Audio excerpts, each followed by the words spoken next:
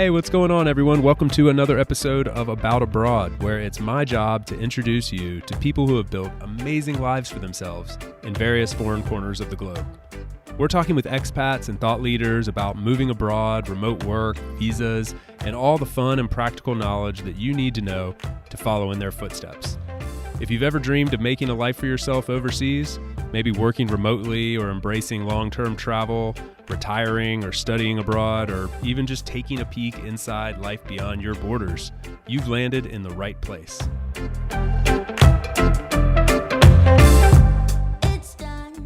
Today's episode is a little different than the norm. This is a special edition that we call About Abroad Happy Hour.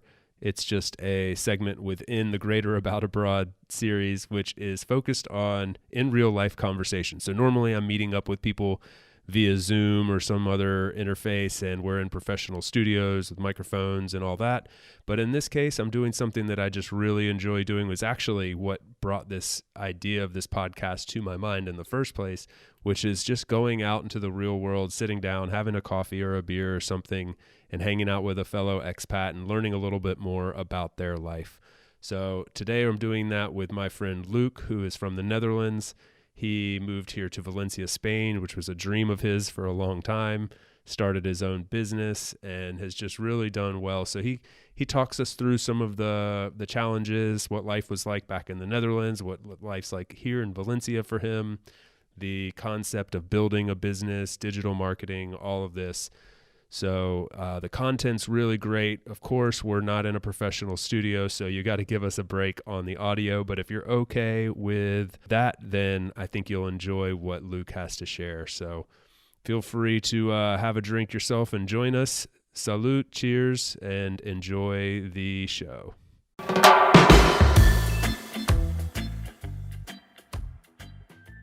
Luuk here today, which is... We're going to have a conversation that I've wanted to have for a long time because Luuk and I are buddies. We're friends. We know a good bit about each other, but also there's a good bit I don't know. Yeah, so always is, hopefully. So first of all, this is a boozy edition of the About Abroad podcast. So we are both sipping on a couple just craft brews. Very much into beer, you guys from America, into IPAs especially, and those are the ones that I like as well. So... thanks for recommending me the Puro Tropical. Puro Tropical, yeah. I think this is a session IPA, and I've got an American Pale Ale from Barcelona and Ingoril. I've kind of been. I know you're a Tim Ferriss fan too. Yeah. I don't know if you've ever listened to any of his shows where he does like the boozy version with one of his friends. They just sit there and drink something until they get a little obliterated. And by the end of the show, there's a definite change voice. Yeah. I haven't seen the Tim Ferriss one, but podcast that I like, and people bringing wine into them. Yep. And what happens, you can kind of see the quality of the podcast going up until yep. It like drops until below zero. It falls off the ledge. Yeah, exactly. Yeah. Well, we'll try not to get there, but in the meantime, I will enjoy this. And so yeah, cheers to finally making this conversation happen. Yes. So after testing sound for an entire afternoon last week, yeah, it's good to be recording. Yeah, finally, we're getting this show underway. So.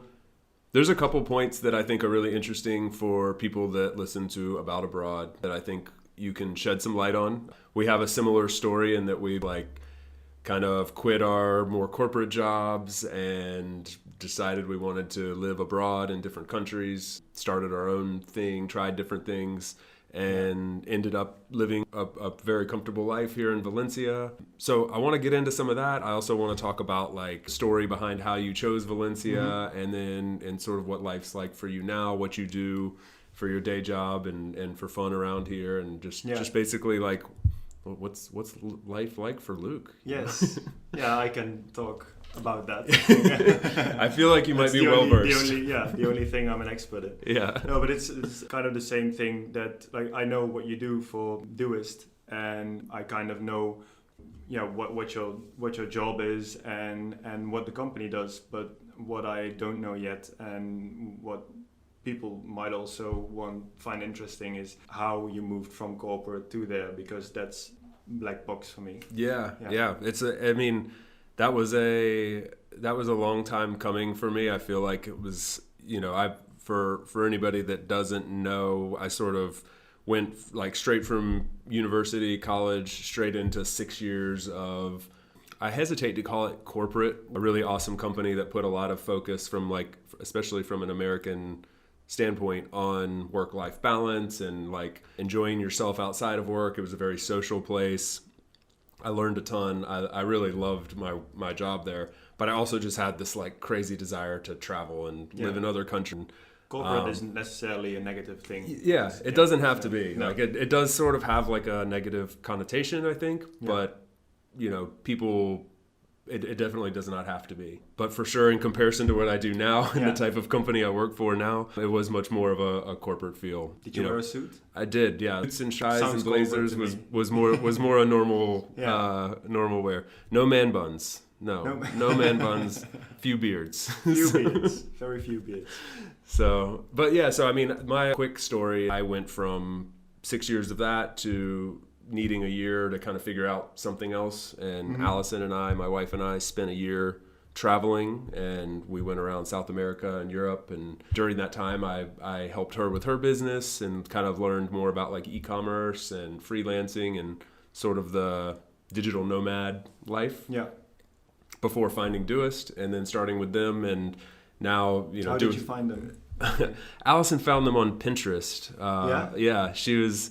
It's funny. I was looking for location independent jobs and something that would resonate with what my skill set was, which was more like business development, marketing, soft skills as opposed to hard. I was having a lot of trouble. All the jobs were like software engineer, digital marketing people. Like I just didn't have some of the skills. But she found an article on Pinterest that was like 50 companies hiring people from anywhere in the world or something like that. And this one job just like was perfect for me. The title was International Marketing Coordinator. It was basically working with all of our different main 17 different countries and figuring out local strategies and stuff and coordinating with them. And it was awesome. It was like perfect for me. So that's how I made that transition. And now I've been there for almost 5 years. 5 years. That's a long time, and also a long time for a startup. Is it called a startup? A scale up? Is it already like a? Yeah, we've never like graduated ourselves out of startup. We still say startup. We're bootstrap. We haven't taken any funding. We're pretty conservative. And so I think despite some like quote unquote success, certainly being beyond like the true startup, we're 85 people and 35 countries. So we're I guess we're beyond like the prototypical startup level, but we still feel very startup-y the way we work. Yeah, exactly. And I think that's how a lot of people would view it as well, being a tech company, working from all of those different, it just sounds, you want to add the word, you want to put startup on it, even though it clearly isn't anymore. Exactly. Yeah. I mean, we have a very like kind of strict culture around like, you work from where you want, when you want. There was a lot of perks given, like making your life better outside of work, not just focus solely on work. We talk about that a lot. We try to, as leaders in the company, we try to exemplify that. So culture of the company, which is literally exactly what I was looking for. Like I wanted a company that was going to be more focused on the person than the work, and like just know that the work will come.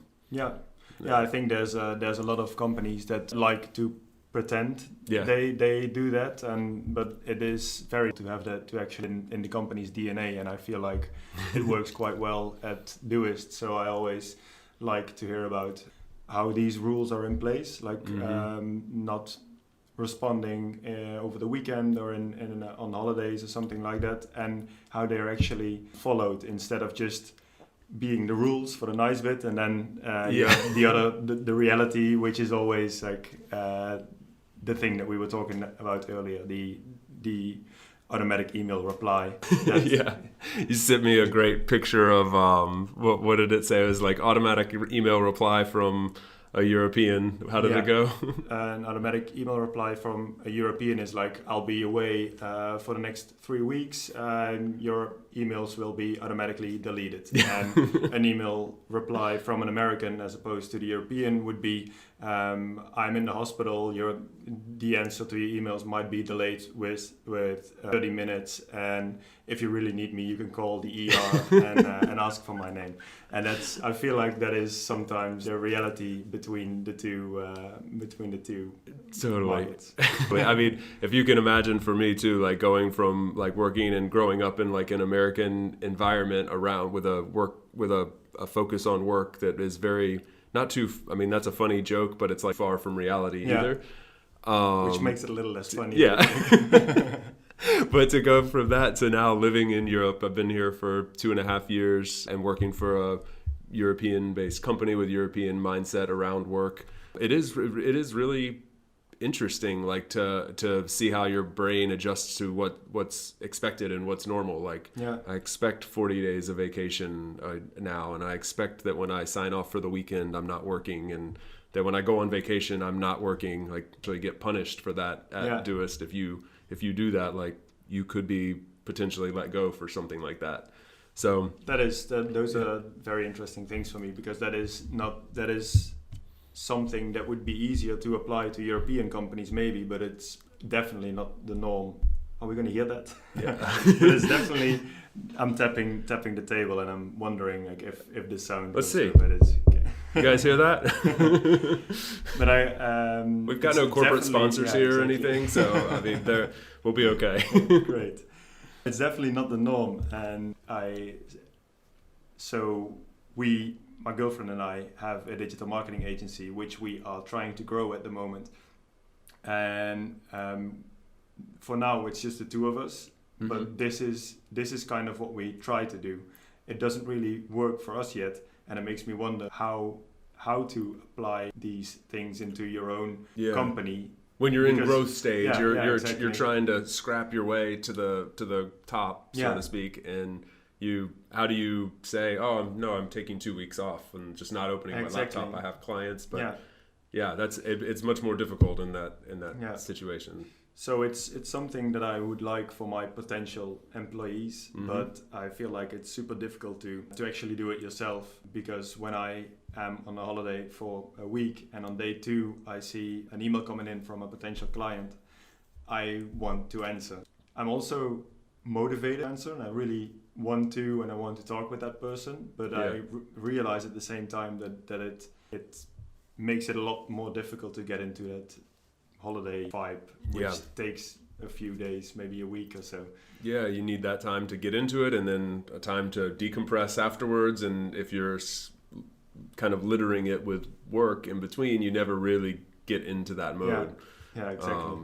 I think it's let's so where do you think the like you're from the Netherlands, and I know I think like people tend to group Europe together, and it's about like work-life balance and the way companies work. Where do you put the Netherlands in comparison to, I mean, we're living here in Spain, which is super relaxed, super laid back. We joke all the time, like places put up a sign on the restaurant that say, hey, we're closed for vacations, we'll be back in 6 weeks. And you're like, how do you close for 6 weeks? You just close your doors for the entire month of August. And everybody's gone. But like, so where do you put the Netherlands on that spectrum? Like if the US is on one end of the spectrum and Spain's on the other, where is the Netherlands in the middle? That is putting it where it is for me, like in the middle somewhere. Like probably starting to lean a bit more towards America, because life revolves a lot around work in the Netherlands, and I think that might be the same in the US. Whereas in coming to Spain, I really had to get used to getting into a conversation with someone. For example, here at the work together in the co-working, you meet someone new and you start a conversation, and it's with non-Spanish people. It's almost immediately about what kind of work you're in, and because it's an office and that's the logical way to head. And when you talk to a Spanish person, I found myself talking to them for an hour, and on day 2 as well, on day 3 as well, and then on day 4 I'd realize like I don't even know what line of work they're in. And beautiful thing. Yeah, it's a beautiful thing, and it was weird to realize. Also going back to the Netherlands from here and having that in mind, it's weird to talk to someone about work and you're very deep into the amount of leads that you pull in, and you're talking about work and you feel like it's okay because you're making conversation. Yeah. But on the other hand, I realized it is super weird to talk about work for 20 minutes and then try to move back to someone's sister and how's your family doing and all of that. It sounds very natural, and whereas here I feel like it naturally is the other way around. When you're done talking about what you do in your spare time and how your family is, you sometimes accidentally on the subject of work instead of starting with it, and I think that kind of shows how much we make a job the centerpiece of life. That's happening in the Netherlands as well, to get back to your question. And I think that's a lot more like the US, and maybe the Mediterranean countries are a bit different from that.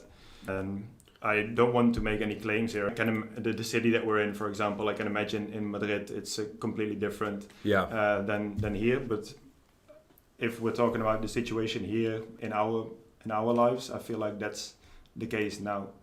Yeah, I think it's going to be different in every city. Obviously, like we generalize, people love to put like a label on a country or a city but like obviously it varies from place to place. When people think of the Netherlands, they think of like Amsterdam and canals and windmills and partying in the red light district and stuff and smoking weed in coffee shops. But like you're from a small village in the south of the Netherlands, right? And like I mean, life there was totally different than what someone might think of the prototypical life in Amsterdam or something, correct? Completely different. I don't really remember going to big cities. I remember going to Amsterdam. I do also remember not liking it because I wanted to go back to the village. Yeah. How big is the village? What's the village like? It has 2,000 inhabitants, wow. I think. So you have one primary school, and the primary school is called St. Oda. So it's a Catholic primary school, and you would find yourself in a group of friends from year 1 till 3 from the primary. The guys that are like the guys that are in those 3 levels will become your friend group, and that's it. Yeah. And that's super different from cities where you choose and where you might choose people that fit the way you are more than like it being geographically based. And villages, like, it's very, very small. It has a lot of farms, and I really like it. It's a great place to come back to, and it's where the roots are, where they always will be, and that's it's great to just walk around and be able to greet everyone and come back to where you're from. Yeah. I mean, I think it's similarly, although not from a village, like it's still always great for me to go back home and it's fun living in other countries. It's fun bouncing around and traveling a lot, but it's always good to go back home. And so it is also fun because you know where you're from and you know where to go back. Like it wouldn't be as much base that you come from. Yeah, that's an important thing. And also, like, some other people that I want to bring on this show and talk with are people who, you know, like we had the great fortune of choosing to live this life and to try something different. And when we want to go back home, we can go back home. But you and I both know people who were either forced from their home for political reasons, economic reasons, religious reasons, whatever. And they might say, you know, they may love their country or their city or their family, but they will literally say, yeah, I'll never go back, or I can't ever move back, or, you know. So it's a real privilege too that we have. I think you and I both recognize that. Yeah. It is like that, and the fact that you can go home not now because of COVID. Yeah, a little different. I get a little taste of this restriction right now. I'm not allowed to go back at the moment, but let's get this timestamp. Yeah, this is during the Corona crisis. Yes, yeah. We're in a pandemic, and fortunately, if I publish this anytime. So yeah, COVID, but that is nowhere. Like you still have that home to go back to, and it's hopefully only temporarily that you're not able to go back. You can, but you need to be in quarantine and all of that. And it is certainly not the case that I would want to compare this to people who can't go back to the country that they might really want to go back to, at least to the way it has been or was before. And that is trying to integrate somewhere. Like you don't have that place that you know you'll fit right in when you go back, and that is a sense of security that you and I both have. I think that's a good point actually. So how do you feel when you've been here for how long now? A year and a half minus 2 or 3 months of COVID things. Where you were back in the Netherlands, yeah. And so how do you feel when you go back? Like, do you feel any different? Do you I think 2-part question, like when you go back there and then when you return to Spain, what is the emotional roller coaster like, even if it's just very subtle? you kind of find yourself having 2 lives, right? The one knows you have 2 lives, so that also kind of makes it one again, because you know that I'm from the village and you'll probably meet the people from there, and vice versa. Like my friends and family come here and they meet you guys, but still goes on while you're away, and life over here goes on when you're back in the Netherlands. And for me, it also depends on the reason that you're going back. When it's for work and for family events, see me putting work in the first place. Yeah. You're so Dutch. Not very Spanish.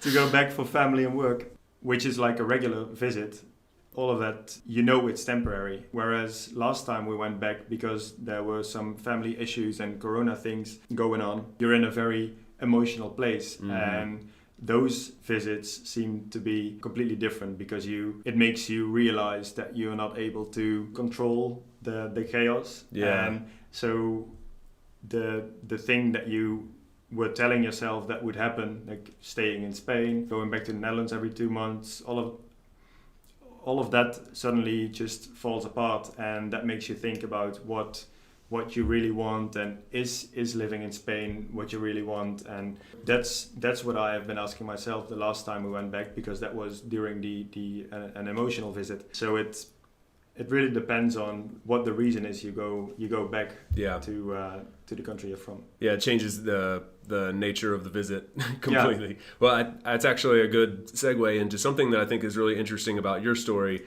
Is you pegged Valencia as the place you wanted to live like years ago, and I want to talk about that specifically. Yeah. But very interestingly, I think like you actually made it happen. Like a lot of people will travel to London for the first time, or they'll go to the Swiss Alps or to Japan or something. Mm-hmm. Oh, I'm going to live here one day. And you, I'll let you tell the story, but I mean, you literally, Valencia, saw it, fell in love, said, you changed your life. You turned it upside down later on. Yeah. Which is kind of the second thing I really want to get into, which is, I think people would assume, oh, you're Dutch, you're in the EU, in the Schengen, you can just, you can move to Spain, no problem. And to a degree that's true, but to a degree it's not. So I'd love for you to kind of walk us through like what was like when you identified Valencia, what that was like, and then we'll kind of get into how you made it happen. Because I think that's what people that are listening from other European countries might be really interested in that. Like, I want to make it happen, but what do I do to make it happen? Yeah. So we'll go through that. Yeah, sounds good. Yeah, so you're right about the first part. I went to Valencia with my fathers, is what I was going to say. Padres. Con mis padres. With my parents and my sisters. So it was the 5 of us in a hotel here, just outside the city, close to Corte Inglés. Uh-huh.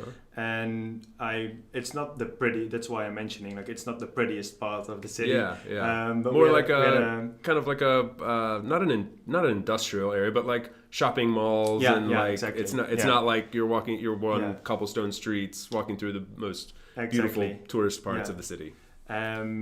But I saw it. I saw it as the most beautiful.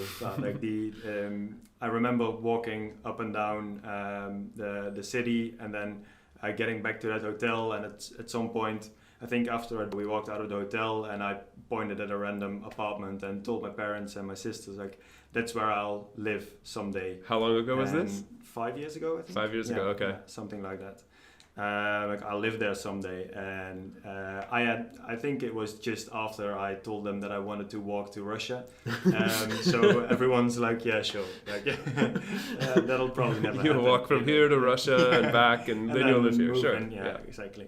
So it might have not the most belief-worthy story, is what we say in the Netherlands. It's literally trustworthy, maybe. Trustworthy. Yeah. But I kept that in mind. Like, it was not like I said it because I really, really liked the city and the sun and the palm trees, and every cliche was true. But I also really liked the atmosphere of the city that we can talk about later as well. Like we did a few weeks back, and I feel like that's one of the reasons that I really want to live here, because it's kind of rugged, is what you call it, I think. And it's like, I grew up with a lot of punk music, and I feel like this perfectly fits that vibe. Like, it's not everything is perfect, and it doesn't have to be for me. And that's what I really like, to realize that things aren't always the perfect thing. And it doesn't feel like Disney World, like perfectly manicured, kind of like a lot of I mean, I think particularly like a lot of European cities that are just like, when you're walking around, packed in with other tourists, and it seems great to visit there, and it is cool to see, but when you think about living there, it seems a bit too polished, like a bit too just like, do real people live here, or is everybody like Mickey Mouse characters, like Venice probably being the biggest great example of that. Yeah. And so I really like feeling as well. And then I told my parents, like, that's where I'm going to live. We went back, and it's not like I put my entire life in, how do you say that? Like, I didn't put my entire life into this, like exactly. I didn't put my entire life into this, but it was in the back of my head all the time. Yeah. So I knew that I kind of wanted to live here, and at some point, and I kept thinking about it. Fast forward 3 years maybe, I met my girlfriend, and she had been traveling through Southeast Asia or something, and she really liked that as well. And she was also looking for a new way to go abroad. And we talked about it. We wanted to do it in a durable manner. So we were going to check out Valencia. We came here for a weekend or something. Hanneke and I came from the airport with the subway, got out of the subway station, and after 20 to 30 seconds, Hanneke just looked around and said, "Yeah, that's it. We'll move here." Exactly. This is great. And looks that was good. Just on a trip, like it was on an exploratory trip, Yeah, we were just going to, because I kept talking about it, even though that I had only been there for 2-3 years before that, so it didn't really make any sense to anyone. And had you either traveled much in Spain or in like the Mediterranean, even like other like? No, not too much. Like people from Netherlands, Germany, they probably as well do, is like, you visit the Mediterranean countries for the nice weather, and it's always like, it's super close if you compare to the US, obviously. Yeah, what from what airport would you fly from? Like Rotterdam or? From the village, we like to fly from either Weert in Germany or Eindhoven, which is north of the village. And that both of those are like half an hour drive. Maybe Weert is even a bit less. 20 minutes from the airport, you fly for an hour and a half, 2 hours maybe, and then you land inside the city that you live in Spain or Greece or Italy or something. Exactly. So all of our American listeners right now are thinking, in an hour and 40 minutes I can fly to the next state maybe, and it looks exactly the same.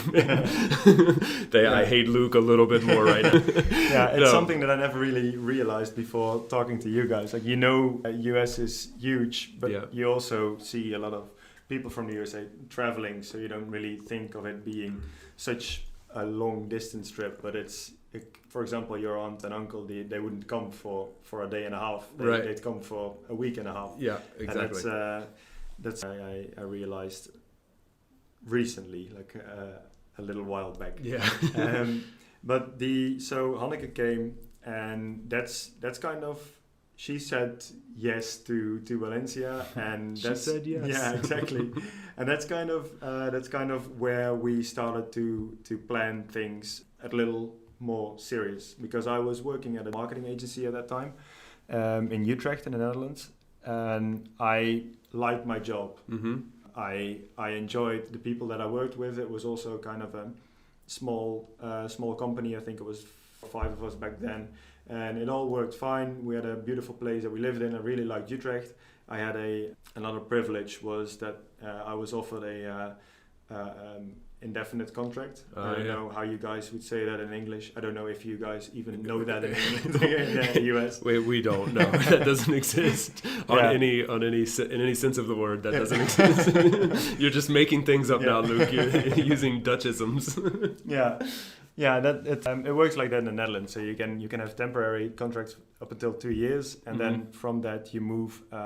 They can either let you go or choose to give you an indefinite contract, which makes it more difficult to fire you. And for example, when you're getting a house or like another loan, that really helps. Like banks really like it. There's a lot of security in that. A lot of security. It's a big perk here. The essence of it. And so that was a luxury that I had, but it also made me think, like the general road. You get a job, you get a contract like that, and with a contract like that, mortgage, and you start settling. Yeah. And that made me think, like, do I want that? Because I was also kind of doing digital marketing because I wanted to move to Spain. Right. And that was a kind of a weird moment, but it was a few weeks or so that you start to think about, what do I really want? Actually got into this line of work to go to Spain, but also really enjoying the job, enjoying the company, enjoying the city. So why would I leave? And it's one more area where our paths intersect, and like I can 100% relate to this. Like, I was at a point in life where I was super comfortable financially, happy with my job, had great friends, like really, like in my mind had exactly what one should want, and I was like, I think I'm good with this path.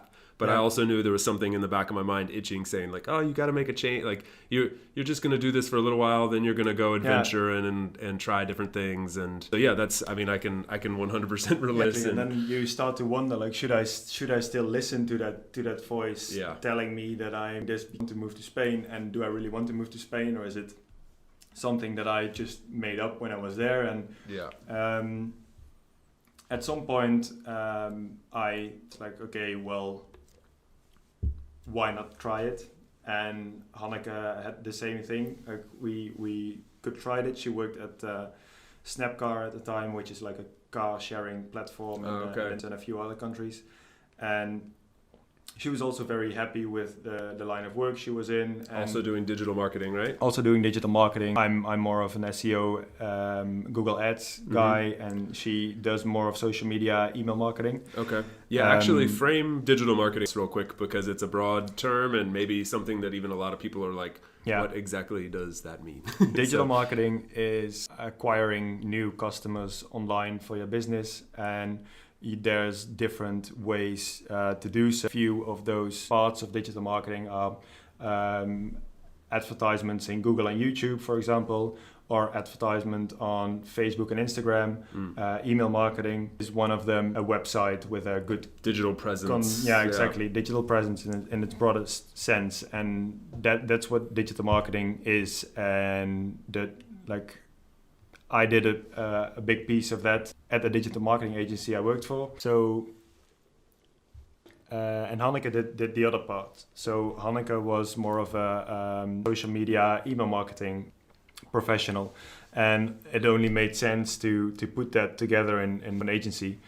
yeah, as we talked about, we were looking for a durable way to go, but we weren't sure if this was the durable way to go.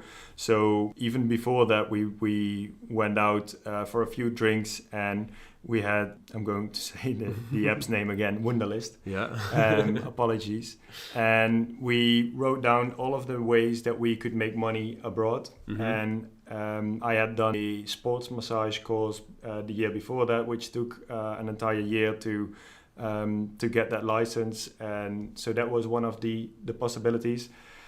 And Hanneke really liked boot camps, and she also did some boot camps with friends. Really? Yeah. Oh, so she was like giving them like through... Yeah, she did, for fun, because she followed such a lot of them. It was it was super easy to give them, which is probably not something you should do professionally if you're not trained to do so. But it could have developed into something like that quite easily. Yeah. If you do some, you know how to coach people a bit, how to maintain your body.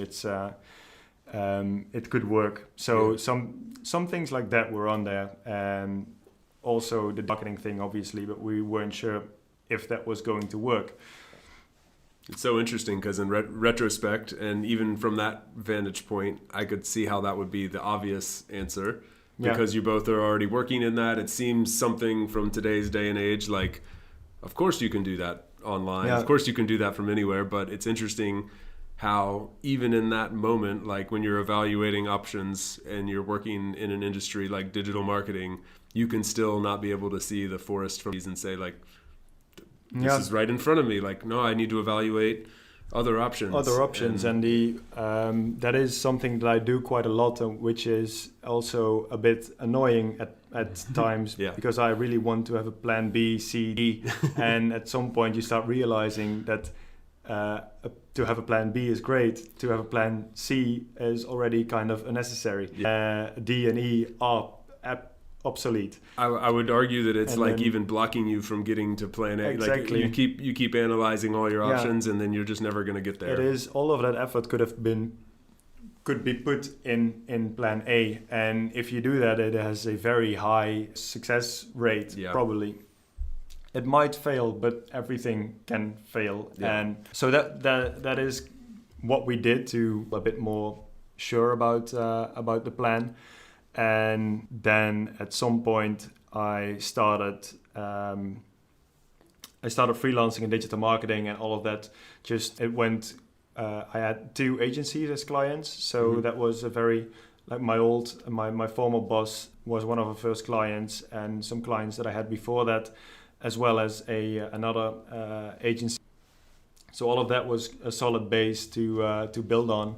And from that, I started to look for some more clients. And how did you find clients? What's the method at first? Like for someone just getting started in digital marketing, got a little bit of experience. Actually, let's back up 2 steps there. Mm-hmm. So some advice for somebody like I'm not sure if you studied digital marketing at school, but just quick 1 or 2 points for somebody that's like, I want to get, like, this sounds cool to me. Yeah. I'm interested in digital marketing, but I don't really know where to start. And then... Is this the cue to plug my digital marketing course? Oh, natural segue. Finally, we got to the do we have an affiliate program? Do I get any commission on this? No. So what I experienced was I did the communications and the marketing for a company in logistics in the broadest sense. So everything from designing a sponsor board for a football field to Google Ads without having any prior knowledge of that. And then one of my cousin's boyfriends told me that digital marketing, like the Google Ads bit of that, is actually a job you can do. So I didn't realize before that. That was well past we went to Valencia. So things started to get, it started to get into a plan there. Yeah. And I realized that it was a job, and that's when I went to specialize at a digital marketing agency in Utrecht. But to become that, I think, is, like, I didn't study for it. I did study communications, but not nothing more than that. And I think it's more about what type of person you are than being super good with the internet or something like that. This is an important stereotype to get over. A lot of people will say like, oh, I'm just not a good tech person, or I'm not good at like internet stuff, I just don't have those skills. But the truth is they're not super difficult to acquire. I mean, there's tons of... The base is quite easy to get into. The only thing that you need to have is to have an interest. I would argue that you can be a digital marketing freelancer when digital marketing is none of your interest, or helping companies is none of your interest, but it won't work in the long run. And if you have for me personally, I really like to help companies grow, to help people grow their companies. So I like to help people, and that's where the intrinsic motivation comes from. Are you part of the strategy, like of your, like, does it you get into the marketing strategy as a whole, as opposed to just like, hey, we need a website build, hey, we need ads? Like I gather you enjoy working with the client and building out the strategy. Yeah, exactly. I like doing that. What I noticed, I was a Google Ads specialist at the digital marketing agency I worked for, and what I noticed that it kind of gives you this tunnel view. Like, you would come to me with a problem of Todoist, and the answer might not have been Google Ads, but I would certainly think of Google Ads first. Right. And what I realized when starting to work for myself was that I went back to all of the other options and tried to put them together in a way that makes sense. And that is what we do for companies now, is to look at their story and to find social media and other media that can work together, make that brand bigger than it is, to acquire some more clients.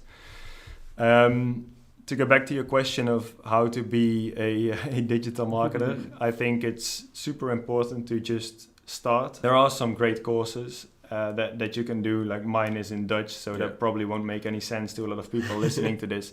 No, we have a very big Dutch following here at About Abroad, so I'm sure you're going to see your numbers boosted quite a bit on the published date. So there's quite some good courses, I think. There's, I mean, on not just YouTube, but on skill courses like Udemy and Skillshare and other sites. There are. It's basically about doing a few of them, I think. Mm-hmm. That's in how I would work now if I wasn't to work in a digital marketing agency or something. I just wanted to go away as soon as possible, to go abroad as soon as possible. So what I would do is follow those courses intensively, pick a percentage of the savings that you can miss that you would typically, this is kind of like the Tim Ferriss approach, I think. Mm-hmm. You pick a percentage of your savings that you can invest, and probably people who want to move abroad already have like the list of ideas that they might want to do, or you have some products that you might want to sell. And so the approach that I would take is do a few of those courses, get a percentage, say 4,000 euros in savings, and you want to keep 3,000 of that, and you spend 1,000 on your web shop, building it entirely yourself, and then also promoting it yourself. So what you would be doing is making a business profile. You would need to do some SEO. You would do the web developing yourself, which doesn't have to take coding, so it's possible to do it without any prior knowledge of technical things, just a lot of tutorials. You're sort of learning on the job, like you're building your business and learning the business that you're going to offer at the same time. Exactly. And what that business might fail, but you have used the skills that you learned in those courses practically. And I think that's the most important part, to acquire some reference in digital marketing. So for example, when I worked at a logistics company, I didn't know what was a normal cost. Like if someone clicks on your ad, that costs something, and I didn't know how much something would be. And to acquire that reference is a very important step, because without that you don't know if you're actually helping clients. This only costs $1 to get, it's only $1. Like the average CPC is 15 cents. Exactly. It's not good. So that would be if you have the luxury of having time, like for example, you would decide, say that we will live in our own country for 6 months, and 1 month of that I would spend on courses. Then maybe 1 or 2 months I would try to find a company to work for so that you get those numbers. You really want to know how things work for different branches. For example, things are super different for a corporate lawyer than for a Happy Socks web shop kind of a thing. So you would want to educate yourself in the broadest sense possible. And so we have a quarter left now, right? So 3 months left. And that's what I would spend in trying to launch your own company. And very cool plan.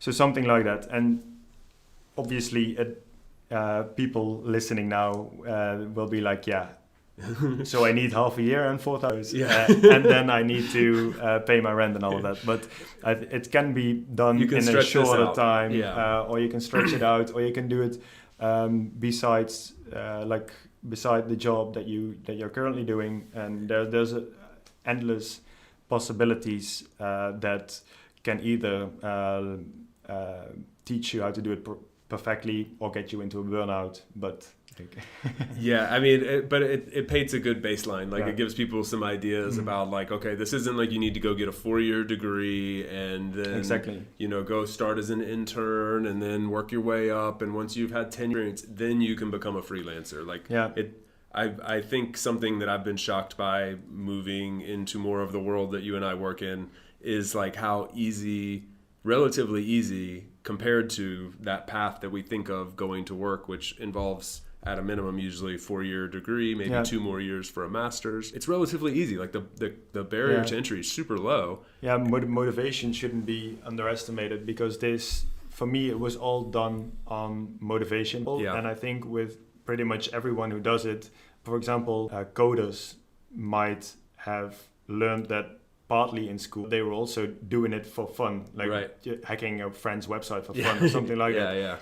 And so that was from some sort of a motivation. And for me, it was the same. Like I just enjoyed making websites to make fun of people, and I enjoyed Photoshop just to Photoshop my friend's face on something ugly. And to be playing with that and to be learning things like that, that is a sweet spot that is difficult to find, I think, but there always is one. Probably. You can find it. You just have to dig. You might have to dig a little bit or get a little bit of think outside the box. I think. And so what is the way, like what suggestion would you give to somebody that's interested in finding their first client? Like, like we use at Doist, we use Upwork to find a lot of freelancers if we need something. Is that a good website for someone just getting started, or you suggest, practically speaking? In your close environment, look for people that you can help with digital marketing to build up some sort of portfolio. Close environment. I'm personally not a big fan of charging money in my personal environment around my friends and family, because I feel like that's always a possible source of argues at birthdays. Could be a source of a lot of things, not good usually. Exactly. So I'm not a big fan of that, but I am a big fan of helping friends and family. So I do those things for free to learn, and from that they can introduce you to their friends or their significant others, family. Those people will expect to pay for something, and build it that way is a very sustainable way, I think. And for example, if you did the internship that I was just talking about, the 2 months of working for free, then probably there will be a few you can work for that company as a freelancer. Maybe if you don't do much, it'll be super interesting for them. to hire you for to outsource some hours as well. And besides that, I did try the freelancer kind of platforms. Mm-hmm. I don't have very good experiences. So it's a lot of word of mouth. It's a lot of you get a lot of most of that. Yeah, kind of like fire spreads. I mean, you work for a couple people and they know people, and before you know it, it's like just call Luke or. And then there's the most obvious one is digital marketing. So if you don't have a lot of money to invest in advertising, which I don't think you will in the beginning, it's also super expensive to advertise on broad keywords like Google Ads or something like that, because all of the digital marketing agencies are doing that. But you could, for example, we're training someone now, and we ask her to log all of the things that she learns. So, for example, she's looking into local SEO now. She's reading a ton of blogs on it from guys like Brian Dean, or from platforms like Ahrefs, and she is writing all the things that she learns down and becomes a page for our website. So to think in that manner, like you want to learn, so you take notes. If you take those notes without any spelling mistakes, you put them on internet and give them a title like 25 digital marketing tricks in 2021, and that could be a possible page for a lot of people to find and to read about. And they are, at some point, some of the few thousand people that are reading your blog are going to ask you for help, and that's how you get started with that. Again, like putting the knowledge that you're learning, that you're giving to your clients, like to work for you, and it's sort of like a cyclical effect. Exactly. Yeah, that's cool. And it's helping other people to do it themselves is what we're doing now. So we have the digital marketing agency as well as a marketing course, and we learn people how to do it through the digital marketing course. And at some point they realize, like, this is difficult. It's a lot of time. I have my own company, which also is the biggest time investment that I've ever made. So we might as well outsource the digital marketing part on a small scale in the beginning and then grow from there. And as a digital marketing course, you're the first person that they're going to ask to do so. And for me, that's a great way of keeping them in the cycle. Because you're able to help them do it themselves. They realize it's very difficult because it is. If you go, you give them a path to do it themselves, but then as soon as they realize, I don't want to do this, some of them will, but some decide not to, and then you can do it. You can do it for them and point them in the right direction. For me, it sounds cheesy maybe, but it's really about helping them. Like mine comes from helping people, and the digital marketing thing is like it's built around that. So the course is a way to help people, but to do it for them is also a way to help them. And I like keeping it in that loop to help them in multiple ways, and to grow our own business as well. Obviously, that's what we want to do, but only by helping clients of ours. It being the digital marketing course or the digital marketing agency. It's a great, like in our business, we call it that's like the funnel, like just bringing people in through the top. You've given them something, and then eventually maybe they become customers. So it's really, really smart what you guys have done. Very important question. How is the beer? Are you enjoying it? I like it a lot. The Puro Tropical. It's a beer that you don't want to drink too fast, and I like those. You don't want it to be gone. Yeah, exactly. Awesome. Well, we're gonna wrap it up in just a minute. But just real quick, I think something important to touch on for other people from the European Union in particular, who from the outside looking in, people think it's just like in the States, I can move state to another without really thinking about it. And we kind of tend to think that it's sort of the same in Europe. If you're from the Netherlands, you can just move to Spain. That's relatively true. But I think you did also encounter some hurdles from like a paperwork, not visa, but like paperwork standpoint, just getting registered. Would you just hit on a few things that someone should know if they're freelancing, they're working the same way you might be working now, and they're making the move to Spain, what are some things they should be aware of that they're going to have to kind of overcome to get here? Yeah, the distance is the only thing to overcome. So I would just prepare well, but not too well. Like we just talked about how I prepare everything a bit too much. Yeah. And was the same for move our company.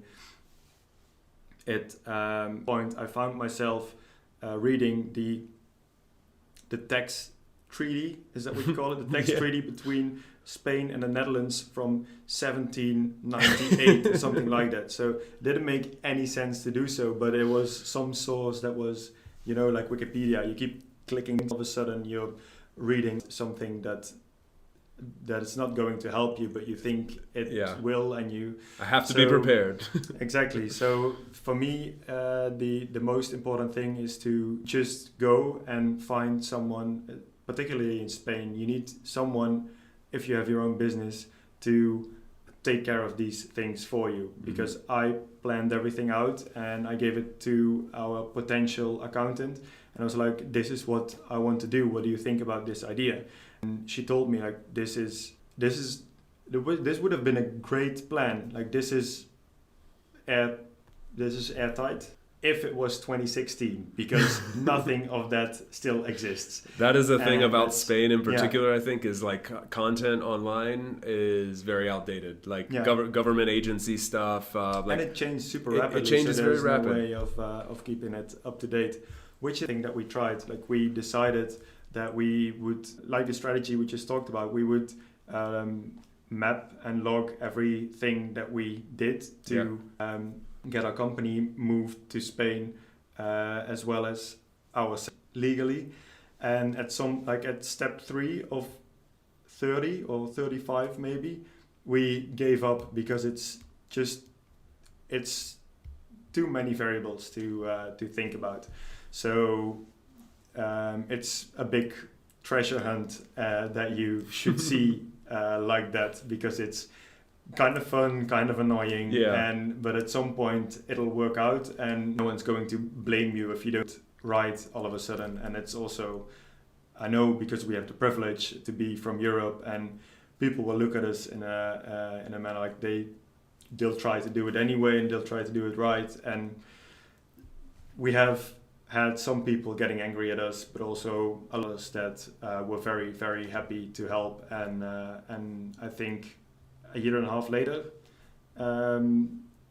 we finally got our residency 2 weeks ago. Yeah. So just be prepared to take time and not be too stressed about it, because offices might close for August, and you're in the end you're going to find you yourself are the only person who really cares about it. So. That's unbelievable advice. I've found myself like freaking out.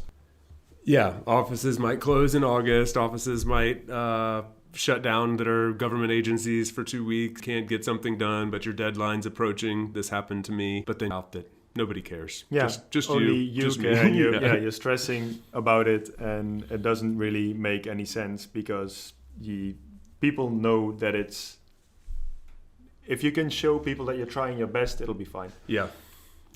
So in the end, you're able to move here. You came, you had 6 months or a year or something to kind of get settled, basically, before you needed to worry about registering your business here, getting residency, things like this, correct? So we waited until the beginning of the next to get everything sorted. So I think moving from a different city, you have like 6 months that you can be abroad, but you need to be 6 months of a year in your home country. So you probably have 6 months to find if it works for you. Okay, that's perfect. I think that's great. That's great advice. Like if you want to move from Germany or the Netherlands or France or wherever in the UK, and you're thinking, okay, I'm going to come to Spain or whatever country, give yourself 6 months, see if you like, rent a place temporarily, and figure out if you like it. And then if you do, you go through all those steps.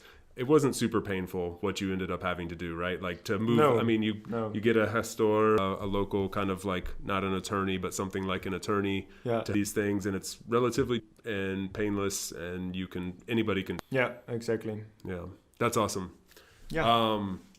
Great stuff. Thank you, Luke. I learned a lot about you. I loved it. It was fun. We had a nice brewski together.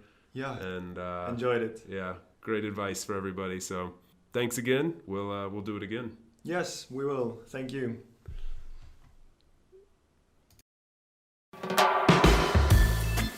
Thanks for tuning in today from wherever you are in the world. Once again, I'm Chase, and this has been another episode of About Abroad. You can visit aboutabroad.com to get our latest updates and listen to past episodes, or find us on Apple Podcasts, Spotify, Stitcher, really anywhere you get your podcasts. On that note, if you enjoyed the show, feel free to subscribe, and if inclined, leave a few stars and a review. It's truly, truly appreciated and will help more wanderers just like you find us. Until the next time, adios from España.